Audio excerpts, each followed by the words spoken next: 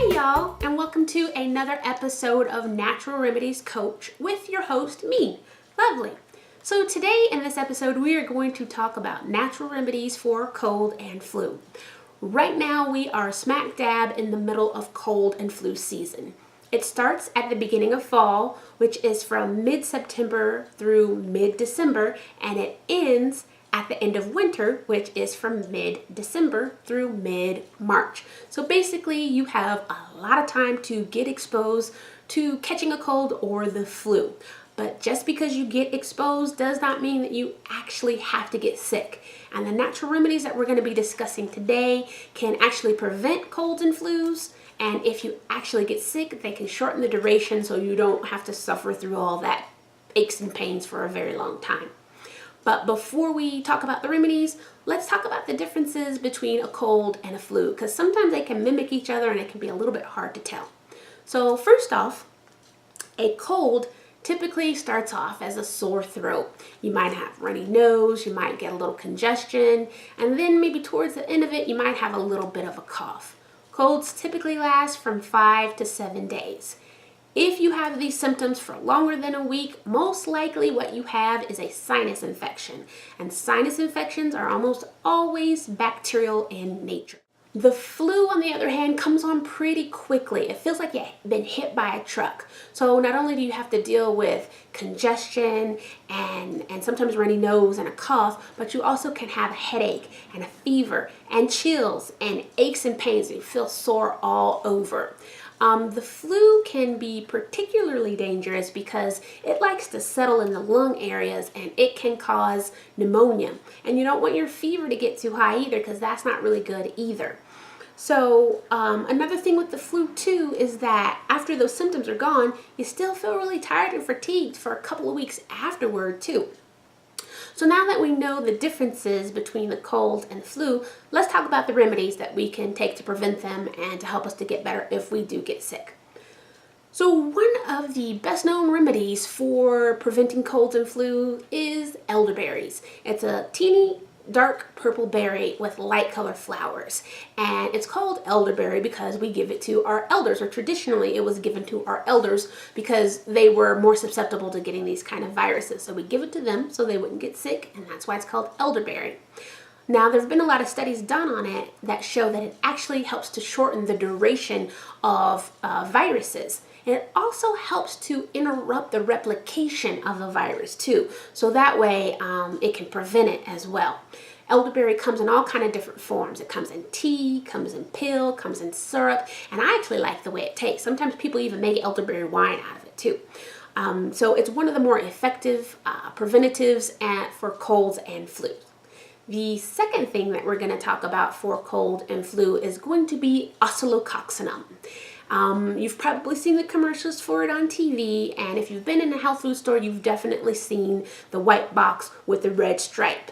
It's a homeopathic remedy that was discovered by a French doctor named Joseph Roy, and he got it from duck liver and duck heart. Homeopathic remedies, one of the main rules of it is that like treats like. So what they'll do is take a highly diluted substance. For instance, in the flu's case, they'll take a highly diluted substance that normally, to treat the flu, normally if it was in its regular dose, it would actually cause the flu. It's kind of like a natural vaccine. A lot of people respond well to homeopathic remedies, and this one in particular, people just stock up on during the flu and cold season, and it's been effective for lots of people, and you can find this in pretty much any health food store. Another one of the remedies for cold and flu season that I really like is wellness formula. I actually happen to have a bottle right here from Source Naturals. I've talked about this one before. This one is antiviral, antimicrobial, antibacterial, anti-inflammatory. It has antioxidants in it. It even has some adaptogens in it.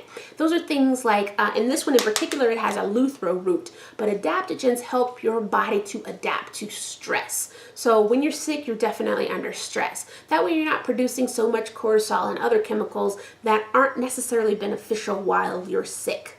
I really like this one a lot. It's super effective. It also has elderberry in it as well. It also has mullein, which is really, really good for cough so that it can help viruses not settle in your lungs and cause problems. The one thing about this that some people find hard is that a lot of the different herbs and vitamins in here are kind of hard on the stomach, in particular the zinc. So you want to make sure that if you do take wellness formula, you want to take it on a full stomach. Sometimes that's a little hard to do when you're sick because you're not always hungry. Another thing that some people don't care for is the smell. I kind of like it. You can definitely smell the garlic in here and all the other herbs and things like that. So for people who are sensitive to smells and might not be as hungry, another one of my favorite formulas is from a company called Wish Garden Herbs. It's called Kick-Ass Immune Activator. This stuff is phenomenal.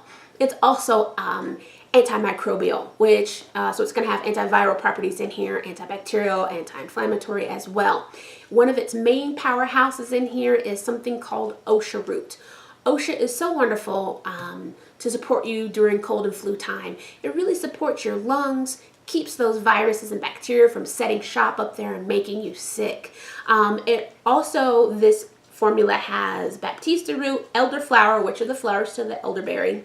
It has echinacea root, golden seal root, yarrow aerials, and yerba santa. This formula in particular is meant to be taken at the first sign of you getting sick. That's why it works so well and it works so fast. A couple of squirts of this, some bed rest, and you're good to go. This stuff generally makes you feel better within a day or two. I happen to like the way it tastes. The OSHA root to me has a celery taste to it. If you find the taste too strong and you don't want to spray it directly under your tongue, you can squirt this in some water and drink it, and it is just as effective. Another good thing about this is that it's pretty cost effective. So it's really good for families because this is a 2-ounce container and it really can stop the viruses from jumping from one person to the next, and it's pretty affordable as well. The next remedy that I want to talk about for cold and flu is going to be vitamin D. Now, a lot of people know that this one is from Solgar. A lot of people know that vitamin D is really good for cardiovascular function and it's anti-cancerous, but not that many people are aware of how it helps to support your immune system. A lot of studies have shown that when people have a blood serum level of vitamin D of between 40 and 60 nanograms per milliliter, that really keeps them from getting a lot of the colds and flu viruses. So it's actually more important how much vitamin D is in your blood versus the amount that you take. Typically, most Americans tend to be quite low in vitamin D, so if you take about 8,000 units, you should hit that sweet spot. But the only way to be sure is to go to your doctor and get your blood serum levels tested, which I highly recommend. Now, another thing that I have found super effective for cold and flu remedies is a mushroom complex. This one right here is from a company called Fungi Perfecti. It's in their host defense line, and it's called My Community. And I think they call it that because this one has 18 different mushrooms in it. Now, a lot of people are aware that mushrooms have been studied for their anti-cancer capabilities. They're also anti-tumor. They're also antimicrobial, so antiviral, anti-inflammatory, antibacterial as well. And this formula in particular has mushrooms like maitake and shiitake and inoke. It's really inoke take, but we just shorten it to inoke. Actually, a lot of people do. Those are mushrooms that you've actually probably seen in your grocery store and you can eat as well. And speaking of things that you can eat, there are a lot of other herbs out there that you can actually eat or take in pill form. Ginger, garlic, cayenne, oregano. Those are all wonderful things that you can add to any kind of soup or even a pasta sauce that you're going to be eating anyway to help keep you from getting sick and give you a little nourishment at the same time. So there are a few other things that you can do in food form to really help you to prevent getting sick and also to help you get over it a lot quicker too. One of the most well-known remedies for when you're feeling sick, you got a cold or you got the flu, is chicken soup. Now, a lot of people don't realize that chicken naturally contains an amino acid called L-cysteine that thins mucus. So when your mucus is thin, it's not congested, it's not hanging out in your lungs, you're going to cough it up, you're going to blow it out of your nose. And that's great because mucus is kind of like a boogery glue that breeds bacteria and viruses. It's just like it sticks. That's why your throat kind of gets sore, because then bacteria hangs out there too. Another thing that you can do so that you are not helping your body to get sick is to cut out sugary foods or anything that's going to digest and break down into sugar. So stay away from the pastas and the breads and the alcohol and the sodas and processed foods in general, because those things typically break down into sugar and or they promote bad bacteria growth. Now, I realize that I said that the cold and flu are viruses, and viruses are not treated well, or don't work if you give them antibacterial or probiotics. That doesn't work on viruses.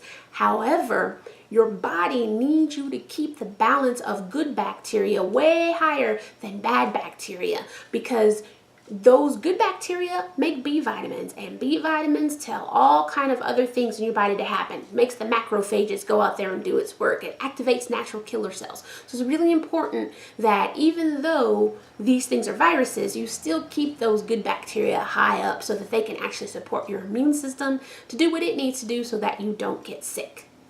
Another thing that you can do is to eat fermented foods. Things like sauerkraut, kimchi, miso, all wonderful, wonderful things that have antimicrobial properties in them, and they taste really good too. You can throw some mushrooms in your miso soup and eat that as a preventative, and if you get sick, soup is really easy to eat, doesn't take a lot of energy. You can just drink it and go back to sleep. Speaking of which, that's another thing that you need to do when you start feeling sick. As soon as you feel it, get some rest. Take some medicine, eat some real food, and go to bed, and go to bed early. And if you can, take time off from work and school so that you don't expose these viruses to other people. Also, you can, a good preventative is to exercise. Exercise helps to relieve stress. When you're less stressed, you're less likely to get sick, plus you're boosting your immune system on top of that. And my final recommendation for natural remedies for cold and flu is to drink some tea, specifically green tea, which has antiviral properties in it. If you drink something as little as 1 cup to 5 cups a day, it's a wonderful preventative. It's also really nice and warm, especially when you're not feeling too good. Break that mucus up and thin it out so you can blow it out of your nose or cough it up and get it out. And also, if you mix green tea with elderberry, it's like a 1-2 punch for your body so that you can get over being sick a lot faster. I hope that you found these tips for natural remedies for cold and flu helpful. If you did, please give me a thumbs up and remember to subscribe so you don't miss out on any videos. I make videos because I like to help people learn to heal themselves. So spread this all over the internet and let's share the health. I'll see you in the next video. Bye! The flu, on the other hand, comes from out of nowhere. A couple of squirts in this,